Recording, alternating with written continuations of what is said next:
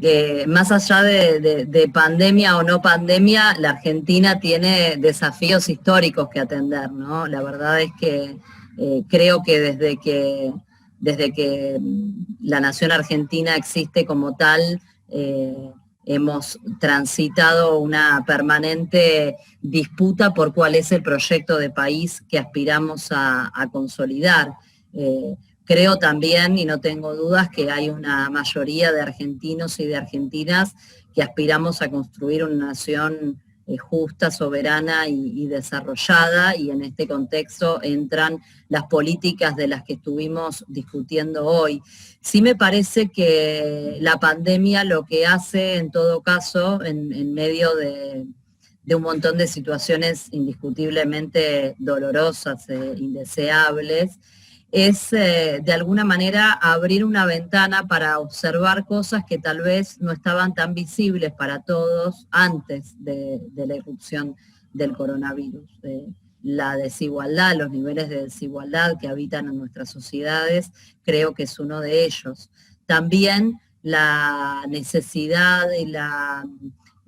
oportunidad de que el Estado recupere una centralidad en lo que tiene que ver con su intervención en las relaciones económicas y sociales, ¿no? Esto que parecía un capítulo casi clausurado del debate político, hoy adquiere una relevancia diferente. Y lo cierto es que cuando pensamos en la posibilidad de desarrollar a nuestra economía y a nuestra nación, así como cualquier otro país que aspirase a lo mismo, es indiscutible, y también la experiencia histórica lo corrobora, de que un desarrollo sostenible y inclusivo exige la participación del Estado, equilibrando las relaciones económicas y sociales y además impulsando como agente económico y financiero los actos que tienen que ver con la construcción de ese sendero de desarrollo. Esto ha sido así para todos los países que se han desarrollado y se han construido, sin embargo, muchas falacias en torno del desarrollo de las naciones, pero lo cierto es que en todos los casos el Estado ha tenido un rol protagónico y nosotros necesitamos que nuestro Estado tenga un rol protagónico para conducir ese proceso de desarrollo, junto, por supuesto, con los sectores, con los actores del sector privado, pero de ninguna manera podemos prescindir de esa centralidad del Estado. Y lo más significativo que me parece a mí que se expone o que queda al desnudo a partir de esta realidad que plantea la pandemia, tiene que ver con la mismísima insustentabilidad del propio sistema, ¿no? Esto no es algo nuevo, esto es un debate que atraviesa a la humanidad, no a la Argentina, a la humanidad desde hace muchas décadas. Es un debate al que grandes pensadores le han dado algunas respuestas ya en el pasado,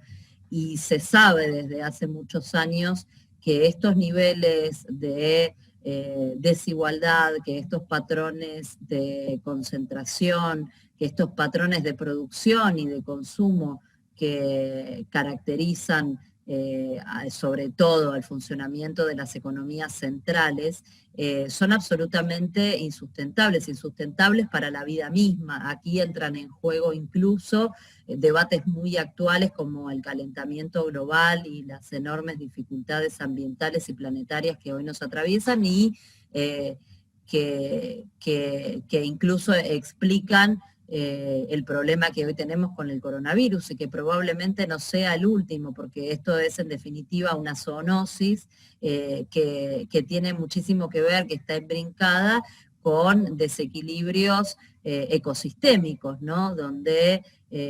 la acción económica del hombre indiscutiblemente está en contradicción con las capacidades y los ritmos de nuestro propio planeta. Y también, por otra parte, ha sido probado a través de modelos científicos que nuestro sistema tiene capacidad para sustentar y para albergar una vida humana plena para todos los hombres y las mujeres que lo habitamos, y que hoy, pensemos esto, con los niveles de capacidad técnica que ha acumulado y tecnológica que ha acumulado la humanidad, y con los niveles de acumulación de riqueza que tenemos en nuestro haber, hubiera sido incluso perfectamente sostenible atravesar este momento difícil,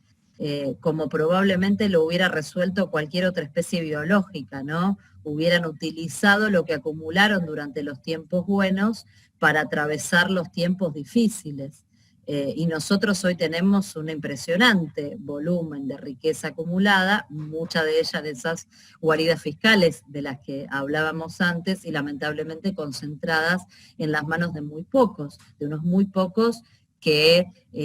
contrariando toda lógica de supervivencia de la especie, evidentemente, y lo vemos en el debate que se produce en nuestro país en estos días, no están dispuestos a asumir la responsabilidad que implica el formar parte de una comunidad, en este caso la comunidad humana, incluso a riesgo de poner en riesgo, no digo la supervivencia de la especie por el problema del coronavirus particularmente, pero sí la vida de millones de hombres y de mujeres, niños y adultos mayores, y sí en el mediano y en el largo plazo podemos hablar. Fueron muy interesantes en este sentido algunas de las exposiciones, como la de Chomsky, Naomi Klein, el propio Varoufakis, en el marco del ciclo que desarrolló la Internacional Progresista hace pocos días atrás. Y todos ellos, creo yo que si hubo un punto de confluencia entre ellos y con lo que muchos y muchas pensamos y venimos pensando además de un tiempo a esta parte, tiene que ver con eso, ¿no? Con que los patrones, los carriles en los que se desenvuelve actualmente, por lo menos en las últimas 5 décadas, nuestro sistema o este estadio del desarrollo de nuestro sistema, claramente es incompatible con un sano equilibrio de nuestro planeta, de nuestra casa común, para utilizar las palabras del Papa Francisco, y es incompatible con la sostenibilidad de la propia vida humana, y si no vamos a vivir de pandemia en pandemia. Entonces esto creo que que debe ser una invitación a pensar, ¿no? ¿Cómo puede ser que... Pensemos esto, ¿no? Lo planteo todo en tono de pregunta y con esto cierro para que nos quedemos con las preguntas, porque tampoco es que yo tenga las respuestas a todo.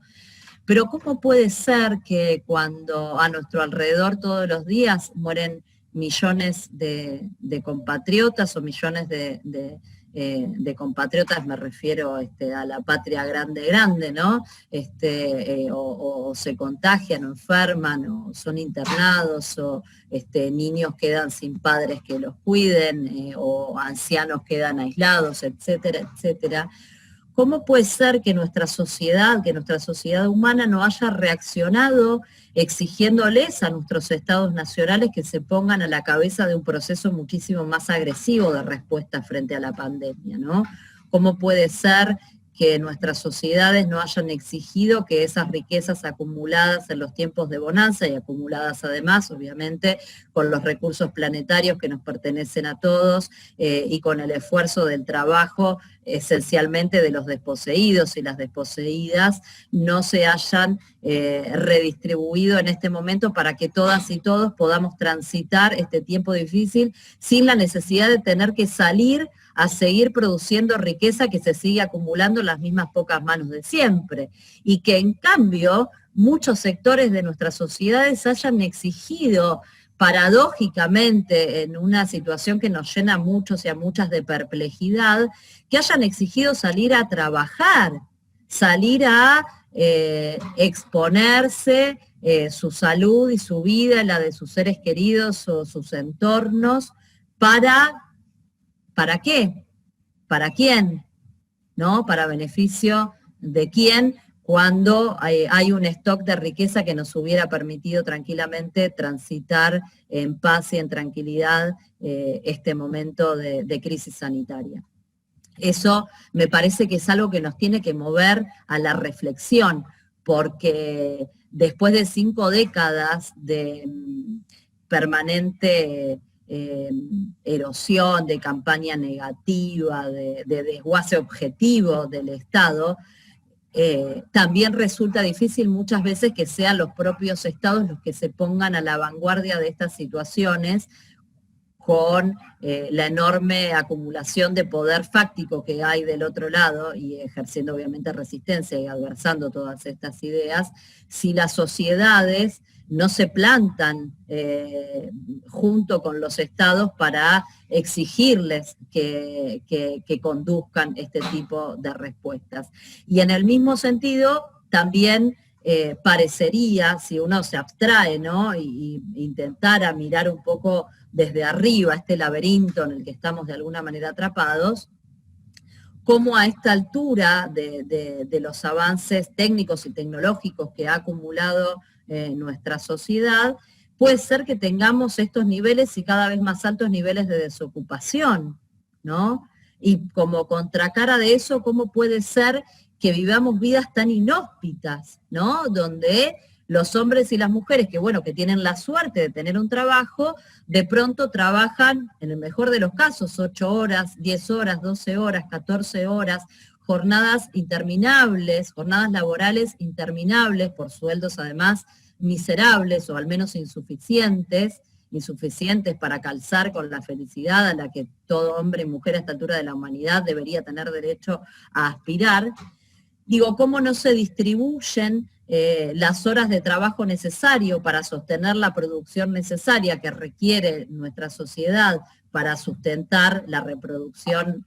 biológica, material y satisfacer las necesidades que como comunidad tenemos, entre esos millones de desocupados, y cómo no estamos todos trabajando 2, 3, 4 horas, no sé, habría que sacar la cuenta, cuáles son la cantidad de horas necesarias, efectivamente necesarias de trabajo para que todos estemos ocupados, para que todos tengamos la dignidad de un trabajo y de un ingreso, y para que al mismo tiempo todos tengamos la dignidad de una vida plena, ¿no? Porque es cierto, digo, nosotros,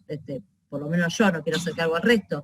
soy peronista y el trabajo dignifica y ordena la sociedad, pero muchas veces estamos en el límite entre el trabajo y la esclavitud, trabajando, o más bien, más que trabajando para vivir, viviendo para trabajar, con niños institucionalizados prácticamente todo el día, y cuando no, con niñeras, con matrimonios o parejas que no tienen tiempo de compartir lo básico que exige una vida común en pareja, y en definitiva, privándonos de todo lo que tiene que ver con los ámbitos de goce de la vida humana. Y esto me parece que también es algo que tendría que movernos a reflexión. No podemos estar matándonos entre nosotros para trabajar 20 horas por día y ser en definitiva unos infelices de porquería, cuando en realidad tendríamos que estar sentándonos todos juntos para ver cómo hacemos para plantearnos un modo diferente de funcionamiento, porque hemos a lo largo de los años construido las capacidades técnicas para poder hacerlo. No estamos en el medioevo ni en la antigüedad, estamos en el año 2020, casi ya golpeando las puertas del 2021, y estamos en perfectas condiciones de hacerlo.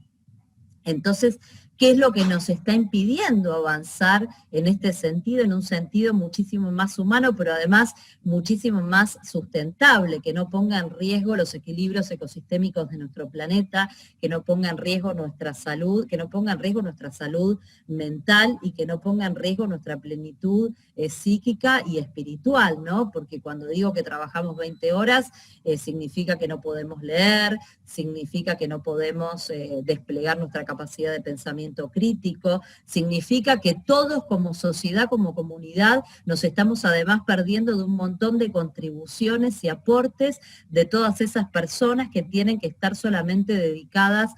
a hacer